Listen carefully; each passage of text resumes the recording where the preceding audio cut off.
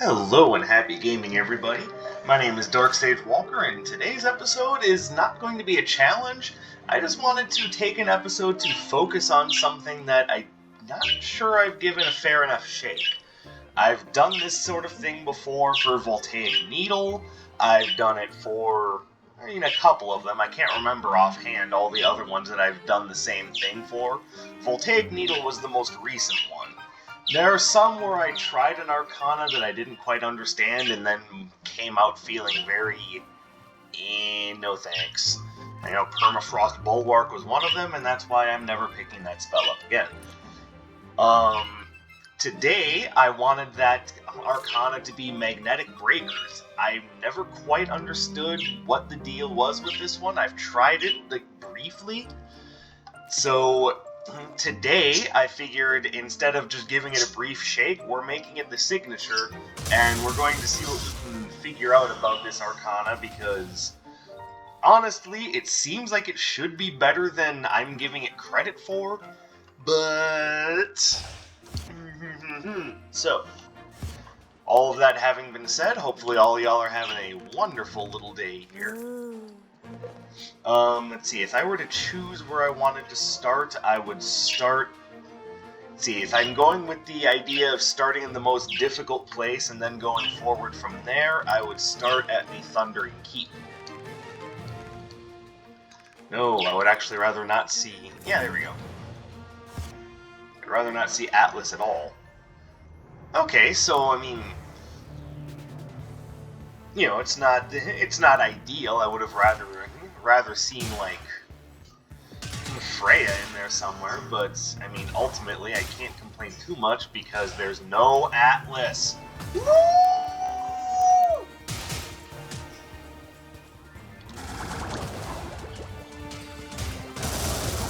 Get your Little Richard battle cries ready. No Atlas. Okay, so one thing I can tell about Magnetic Breakers right off the bat is that... Oh, hello, Doctor. How are you? So one thing I can tell about Magnetic Breakers right off the bat is that they recharge really fast.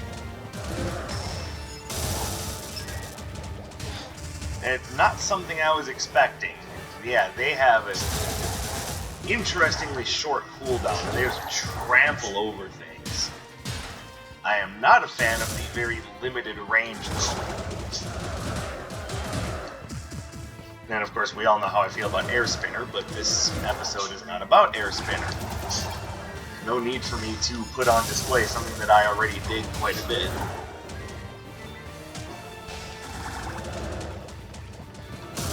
Yes, but Dark Sage, is it your favorite basic? I think that...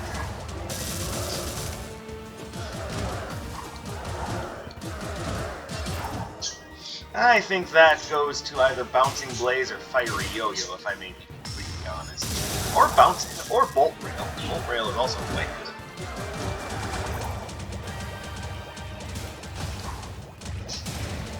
Alright, so Ring of Reserves would actually give me another bubble to launch, which is fun. Also, I should say, I'm not sure if Magnetic Breakers just naturally has a short cooldown, or if it's being affected quite a bit by tempo, so, you know, take that with a grain of salt.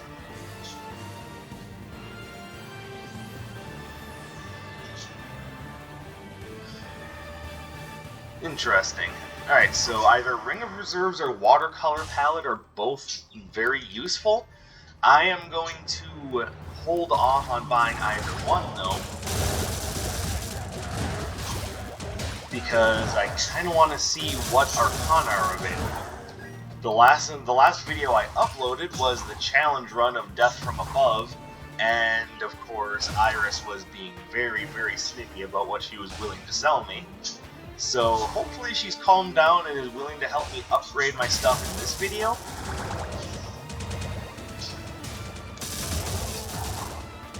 I suppose since Magnetic Breakers has a short cooldown, I might as well just use that to my advantage here.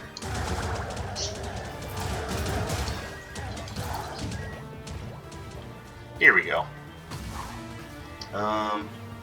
Well, I see bouncing bubble upgrading, so that's good. I can't really say I'm too excited for... Oh, pardon me. My goodness, what was that all about? Yeah, I can't say I'm like too skippy about Gust Volley. I don't hate it by any means, but I also want to try to reserve room, since I'm running Captain's Ring. I want to reserve some room for an Earth Arcana and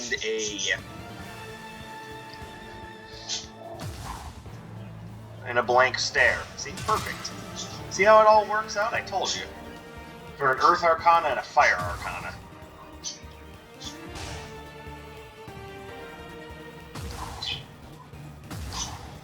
So, very interesting gaming news from Nintendo's little Direct Mini.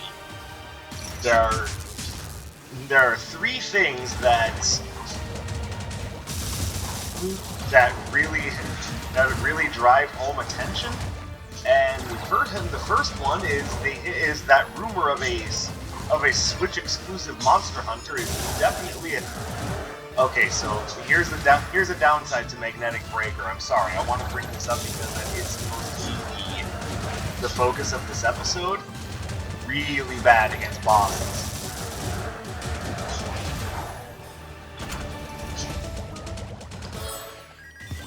And since that's one of the times which you really want your signature to shine, that really puts this in a bad light.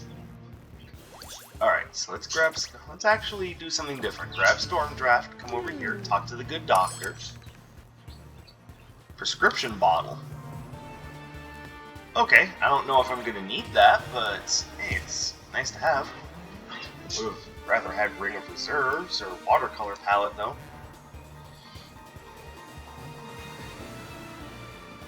So yeah, the Switch exclusive Monster Hunter is called Monster Hunter Rise. I actually posted something about that on the Discord. That's going to be coming out on March 26th of 2021.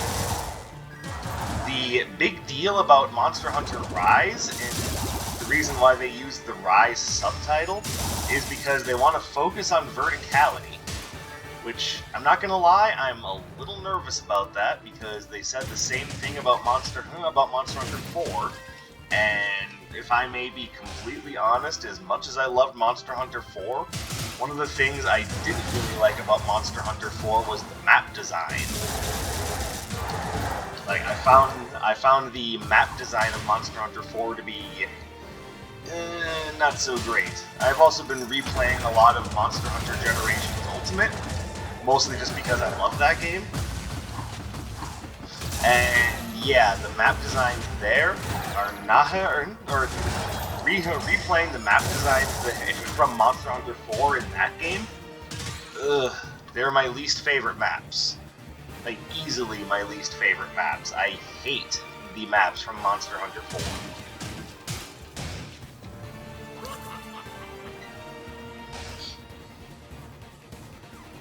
Like, it really just reeks of poor thought process, if you ask me.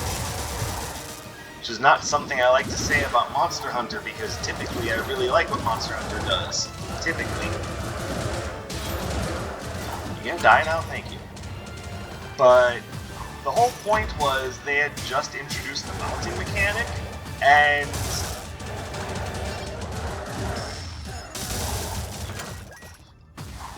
they needed to introduce ways to actually use it. So what they did was they made all sorts of little, like, bits and pieces of the... Sorry, I was scratching my nose. They made all sorts of little bits and pieces of the map that you could jump off of. I love that room. So that you could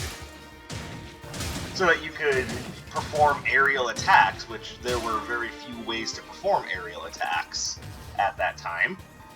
And the whole point was that you could use the terrain to your advantage to mount monsters. Which, you know, in theory, you know, putting that idea on paper, that's all well and good,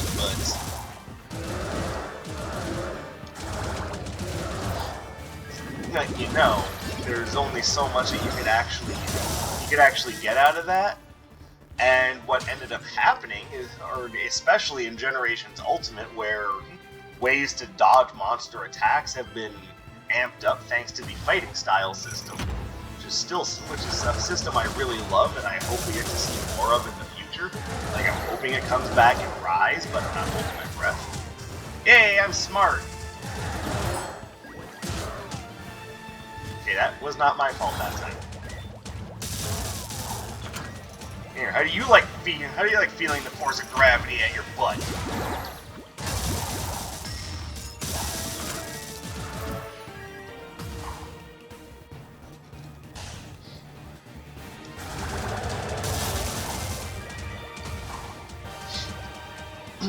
What was I saying? Oh yeah. So as I said, in theory, that's all well and good. What ends up happening in practice is that you go to dodge an enemy attack, and instead of dodging, you just hop off of a tiny little ledge that essentially comes up to about your calf, and you just end up doing this little hop down animation, which leaves you completely open to the monster's attack when you were trying to use your evasion skill. So, like I said, on paper, not bad. In practice, pretty awful.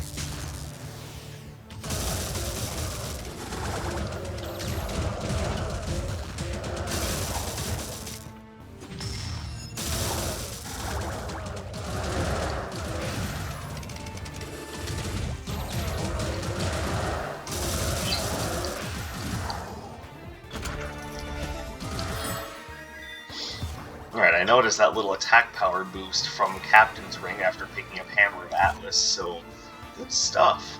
Good stuff indeed.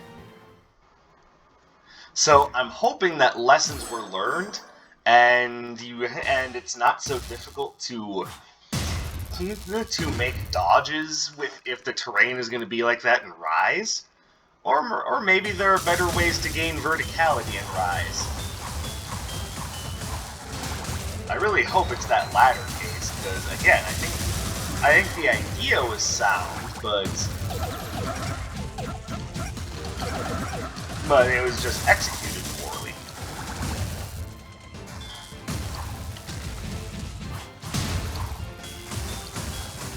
Yeah, I'm dumb.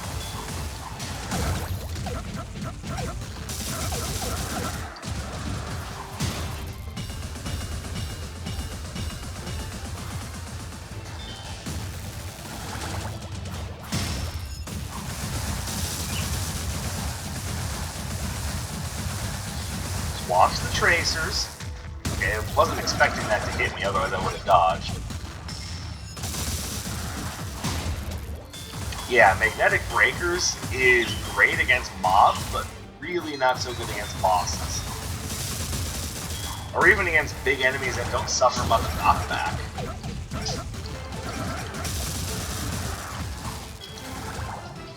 Ha! 6 or less HP remaining. Whoa, why would I want that? No, go away.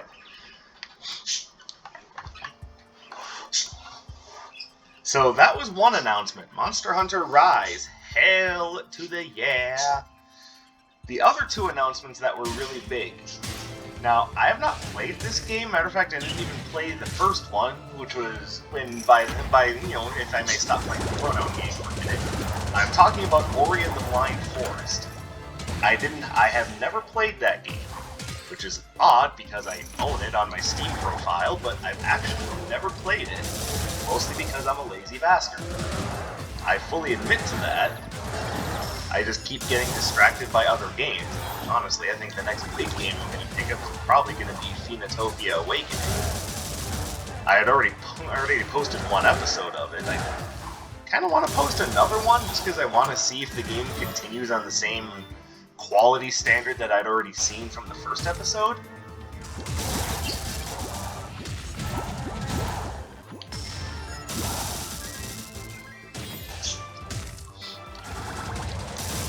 Yeah, see, Magnetic Breakers is also not going to do so great against those guys.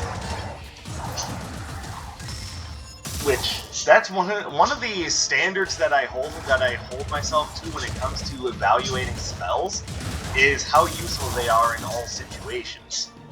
And whereas Magnetic Breakers does a great job against regular mobs when it doesn't crap out like that, it does seem to have issues against bosses and the larger mobs, which a lot of my favorite spells don't have that problem. Like, I go on and on about how much I love Tracer Barrage, but one of the reasons is just because of how universally useful it is. Magnetic Breakers, not so much so.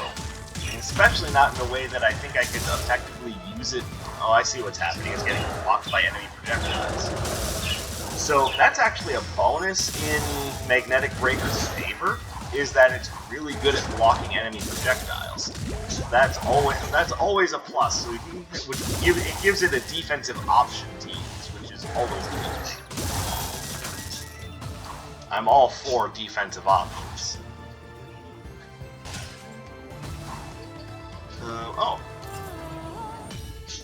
But it's another reason why I don't really dig Rebounding Icicles. I've had people kind of, slap me around for that, going, "Oh, stop talking bad about Rebounding Icicles. It's not a bad spell." Against regular mobs, no, it's not a bad spell. But against bosses and the big mobs that don't really suffer hit stun very much, it's actually pretty terrible.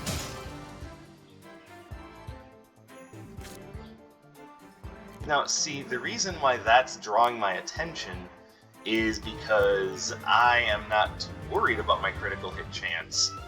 On the other hand, Strongman's Hammer.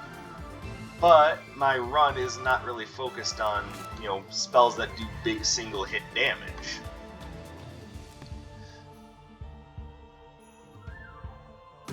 Still, I think I'm going to take it just because I do have the opportunity to build it up. And I also am wearing a robe that reduces my cooldowns, so this seems like a good opportunity to give it a fair shake. And by fair shake, I mean I just want it, just to absolutely become powerful. So yeah, we've got essentially fake Mjolnir, which even fake Mjolnir is pretty good.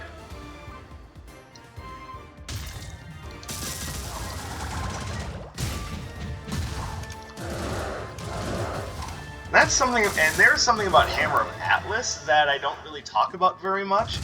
It's that you can cancel it out early if something is coming towards you. So you can just do the spinning portion, and then if you can't hold on long enough to get to the part where you throw the hammer, hey, no big deal, just dodge out of it and continue with what you're doing. So again, it's another spell that I talk mad garbage about, but I actually like it quite a bit.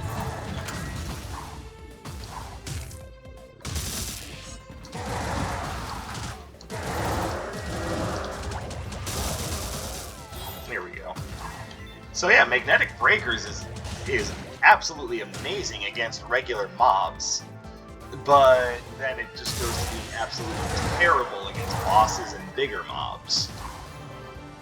So this spell sits kind of very comfortably in the middle of the road department. And as a signature, it suffers the exact same problem. Really good against mobs, terrible against bosses and big guys, so I kind of have to... Actually, I don't think I need Sleepy Thunderstone. I'm going to grab the Stygian Turtle Shell, though. Defense is always a good thing to have.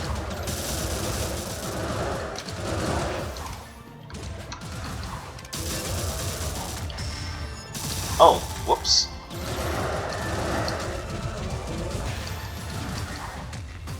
By the way, the reason why I didn't take the Hammer of Atlas upgrade is mostly because I wanted to buy the Stygian Turtle Shell. If it pops up again a second time, I'll probably take it, assuming that I'm not seeing another really awesome relic. Anyways, I had started to talk about Ori and the Blind Forest. Thing is, I've never played that game, but it looks like a pretty solid Metroidvania. And I bring up Ori and the Blind Forest because it had a sequel come out recently called Ori and the Will of the Wisps, which, again, looked really good, but I had never played Ori and the Blind Forest, so I never picked it up. Which, I'll probably be changing that pretty soon. Maybe I'll do a first impressions on Ori and the Blind Forest. Alright, so still no fire arcana. I'm a little disappointed by that.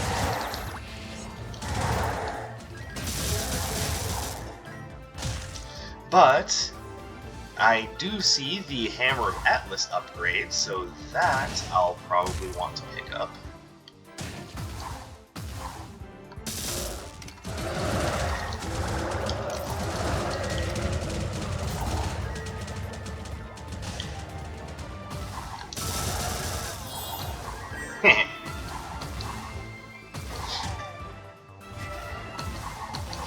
So, Ori and the Will of the Wisps came out for Xbox and PC not too long ago, but a lot of people were going, but you brought Ori and the Blind Forest to Switch, or is Will of the Wisps coming to Switch? And at the time, it seemed like the answer was no.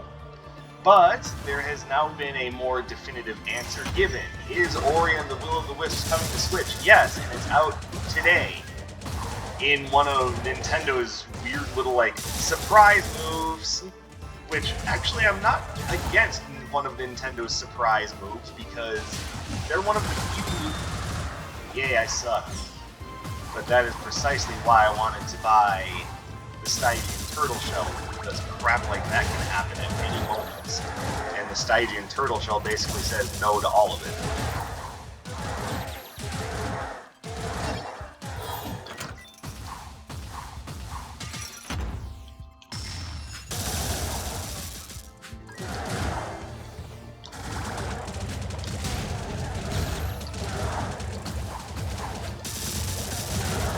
How dare you? In this age of internet leaks and nothing being a surprise anymore, for any gaming company to pull a rabbit out of their hat like that is actually, to me, really impressive. Alright, so yeah, we'll be getting the Hammer of Atlas upgrade, because none of these are really doing it for me. Ooh, unlimited charges to my movement arcana. Yeah, I can do this unlimitedly. You know, the thing I can already do unlimitedly, I can do unlimitedly. Woo!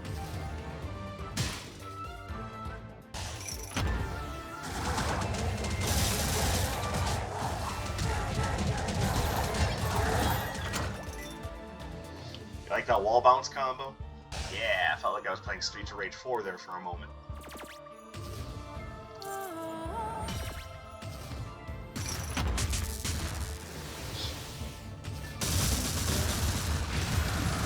Like, this is precisely the environment where Hammer of Atlas is going to not do so well.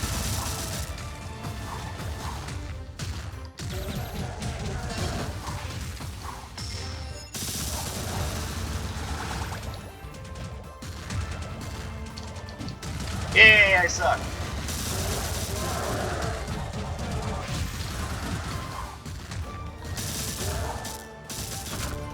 Alright, so I can see my cooldowns becoming greater as Strongman's Hammer is getting up there, but it's not really ever going to be enough to dissuade me because it's still a bonus to my cooldown reduction at the moment.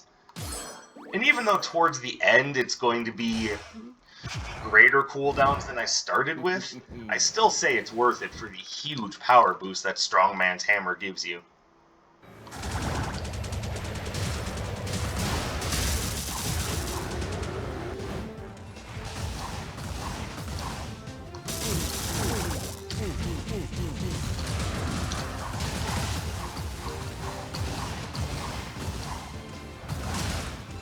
Okay, this is one of the reasons why I was hoping for Fire Arcana, because this fight's just going to take a while, as is.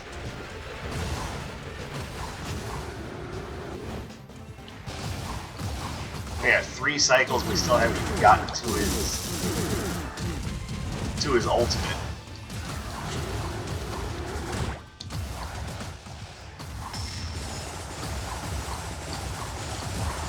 Oh wait.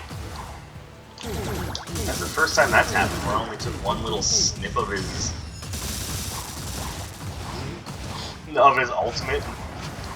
That should be an achievement in and of itself. Get hit by Shu's ultimate exactly one time.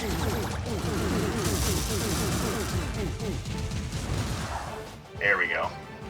Whew, 5 cycles, Christ.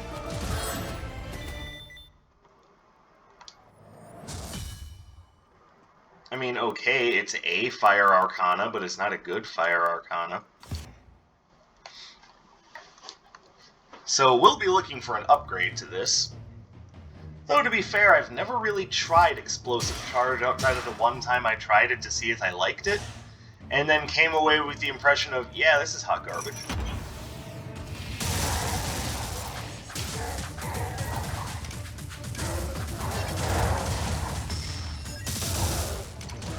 So I'm trying it to see what sort of effect it's having on the enemies.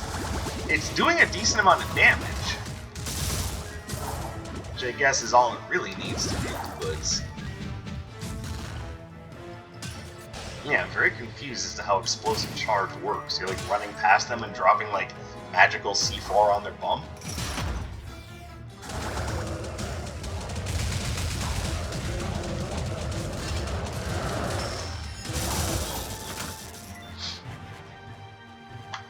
So anyway, that is Ori and the Will of the Wisp being out on Switch today, which, by the way, as of the time of recording, it is September 17th. Yeah, that's big. That's a big surprise to a lot of people, I'm sure. The other big bit of gaming news from the Nintendo Direct Mini is the game Hades. Now, just a little history on Hades. This is kind of a top-down roguelike, so you know I'm playing it. And that actually originally came out as a timed exclusive to the Epic Games Store, which at the time had me going, should I bite the bullet and actually download the Epic Games Store launcher? I ultimately decided against it because as much as Tim Sweeney says he's a man of the developers and a man of the people, I still feel rather ambivalent, or not ambivalent, but skeptical of that, as all of the evidence I've seen about his business practices and about Epic Games as a development studio definitely points in the other direction on that. How can you say that you're a man in favor of the developers when your devs are being forced to crunch constantly, especially because of Fortnite? Like, sorry, I have a hard time believing what you're saying at face value, Tim Sweeney. I also don't like their business practices. I don't like the idea that they're like, and nowadays I guess it's hard to really say holier than thou, because every company is kind of in some way or another like allying with Tencent, which, if you don't know, they're a Chinese gaming corporation. They're not big fans of them, but I mean, at the same time, it's hard. If I had to rank them, I would put them maybe just slightly above or below EA and Activision, which should already say a lot. And if I'm willing to say no to EA and Activision and boycott their stuff, there is really no reason why I shouldn't do the same thing to Tencent.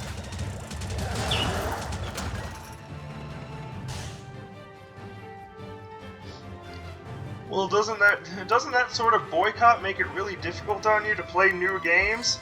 I mean, not really. There's plenty of indie games out there for me to sink my teeth into. I know this is kind of pointless at this point, but hey, every little bit of damage helps, right?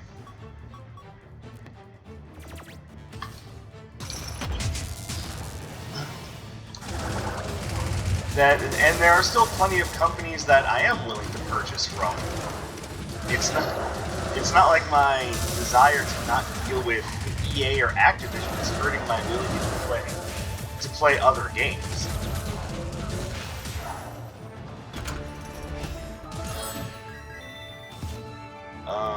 Fairy! Hello, Naya.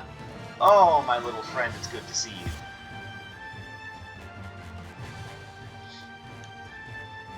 Anyways, we're straying off topic. So, Hades was an Epic Game Store exclusive, but it did not stay that way as it came out on Steam actually not too long ago. I want to say a few months ago, but it's been in early access that whole time. Like, it's been in early access since December of last year. Surprise, motherfucker.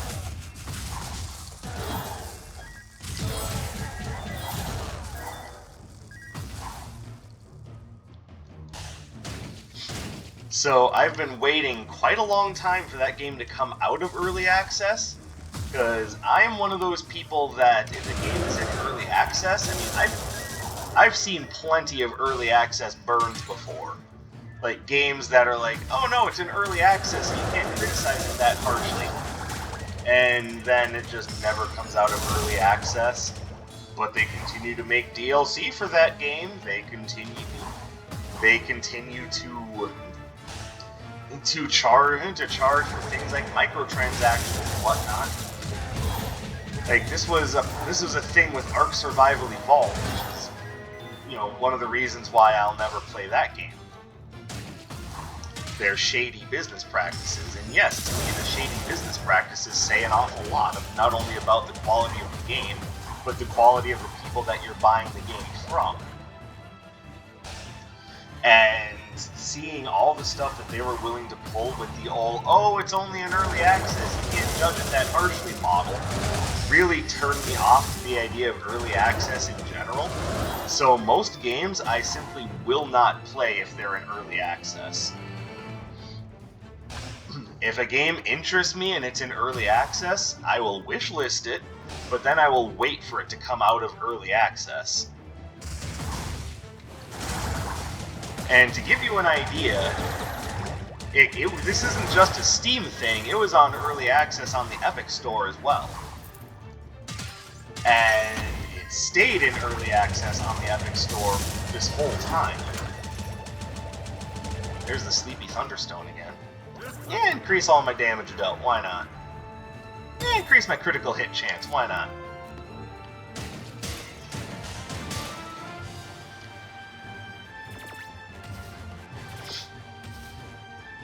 And it hit Steam on early access, and has been there basically forever.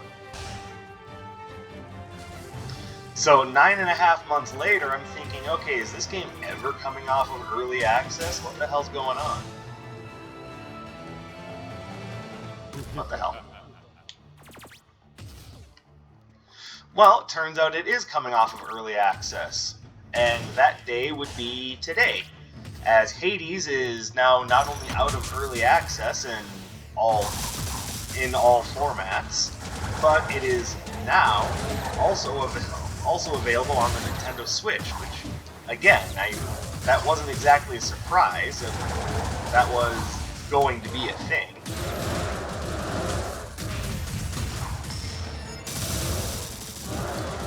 But I was thinking it was going to be a thing maybe a couple of months from now, not like today. So take that for what it's worth, but yes, Hades is now available.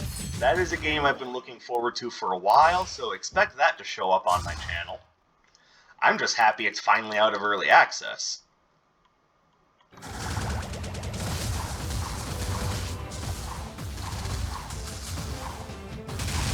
God, she's so fast.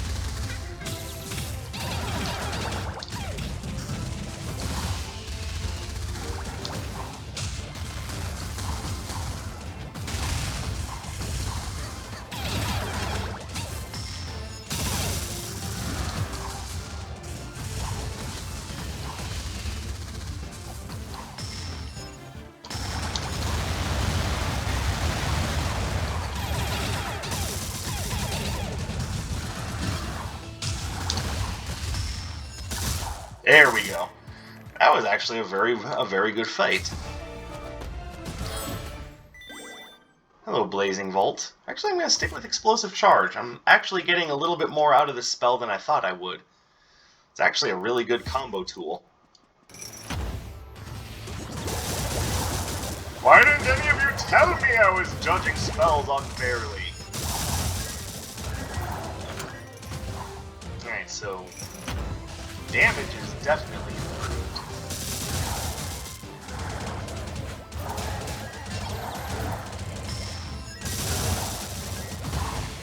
Oh, hello. Like, the only reason why I'm even picking that up is, at this point, I just want to have a full suite of Arcana.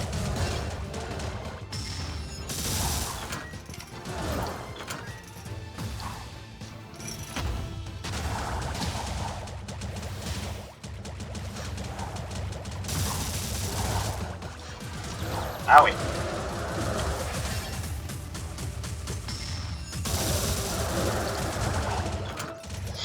Feeling powerful. So, super excited to play Hades. I've been waiting on that game for a while. What do you do? Prevents my signature charge from decaying. It's nice, but it's also a little late for that. That's not going to have an effect. This is going to affect exactly one spell. Fuck it, give it to me.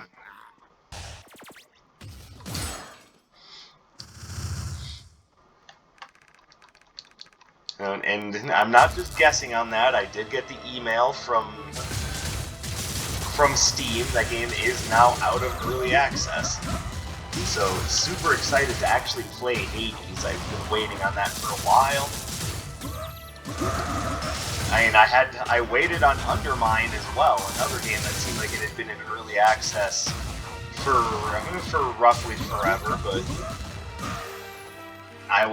I'm super happy with the game. Like, having waited for it to come out of early access, I think was a good idea.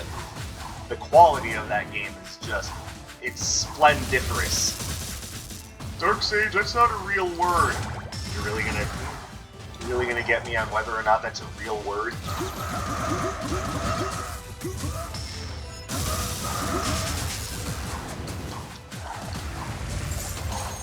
Man, that's right.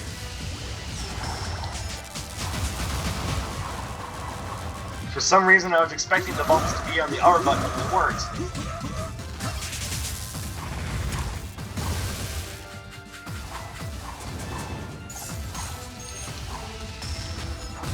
Owie, owie, owie, owie, owie. No, you don't get to do that to me, sir. You don't get to do that. So that's kind of the big, Nintendo Direct mini news. Monster Hunter Rise, hype, Ori and the Will of the Wisps. Well, now I have to go back and play Ori and the Blind Forest, but you know what? Hype. I haven't said this in a while, so permit me to bring back an old joke, but kiss him, you fool! Okay. And Hades finally coming out of early access. Hype! So all that leaves is, what are my thoughts on Magnetic Breakers? Really good against regular mobs, really bad against bosses and big mobs. So this occupies a solid C+ if I were to rate it. Like, if you're gonna bring it along as a standard Arcana, not as a signature. As a signature, I feel its potential is wasted. It does not do very much against bosses. It just feels lackluster in just about every sense of the word. So, I don't know, some of you may disagree with me on that, and you know what? I'm fine with that. I'm totally okay with people disagreeing with me on things. I love having a conversation. So long as it's actually a conversation and not people just going, "Oh, you're wrong! Dunk on you!" No, that's not a conversation, that's douchebaggery. So, anyway, I'm just ranting at this point. So, thank you guys very much for watching. I appreciate the time that you choose to spend with me.